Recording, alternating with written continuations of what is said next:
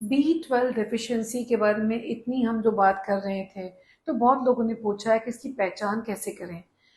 अगर हमारे शरीर में B12 की कमी होती है तो firstly there is loss of smell.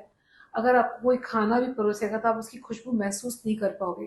दूसरा है चिड़चिड़ाहट, या तो फिर आप अपनी याददाश्त में थोड़ा सा तकलीफ हो जाएगी। जैसे हम बहुत बार पूछते हैं कि चश्मा कहाँ है, चश्मा तो ऊपर ही होगा। That is loss of your memory, हम कहते हैं डिमेंशिया। तीसरा है कि हाथ और पैर नम हो जाना, यानी कि आपको लगेगा कि थोड़े से आपके हाथ पैर सुम हो रहे हैं।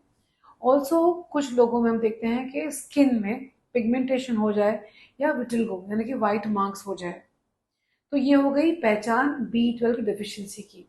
अब बहुत लोगों ने पूछा कि कैसे होता है B12 डेफिशिएंसी जब हम इतना अच्छे से खा पी रहे हैं। तो ये देखा गया है कि हमारे देश में जब बहुत सारे वीगन है या वेजिटेरियन है तो उन लोगों को B12 नहीं मिल पाता, क्योंकि B12 के सोर्सेज हैं मिल्क, मिल्क के प्रोडक्ट्स में चीज है, दही है, लस्सी है। ज्यादा अच्छे सोर्सेज हैं अंडा, मछली, मटन, मुर्गी। अब जो नॉनवेज खाते हैं उनको तकलीफें हम कम देखते हैं।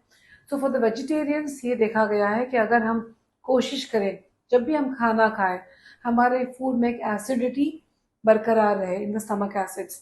तो जब हम खाना खाएं, जैसे मैंने पहले भी कहा है कि पुट सम लाइम, नींबू निचोड़ लो ऑन योर खाना जब खाना खाने बैठो। ऐसे वाले फूड्स खाएं जिसमें विटामिन सी की मात्रा अच्छी खासी है। So include vitamin C rich foods like tomato, lime, pineapple, papaya, capsicum, cabbage, salads.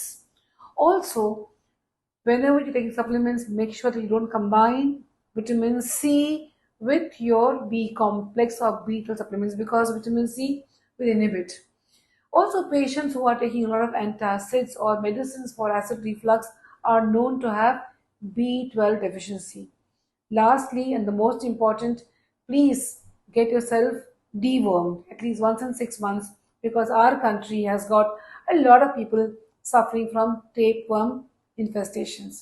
तो मैंने कहा कि चिरम या करम जो भी आप उसको मानते हो, अगर कीड़े हैं आपके पेट में तो उसकी सफाई करना जरूरी। Stay sufficiently nourished with B12 and try to avoid megaloblastic anemia जिसमें B12 deficiency का बड़ा हाथ है।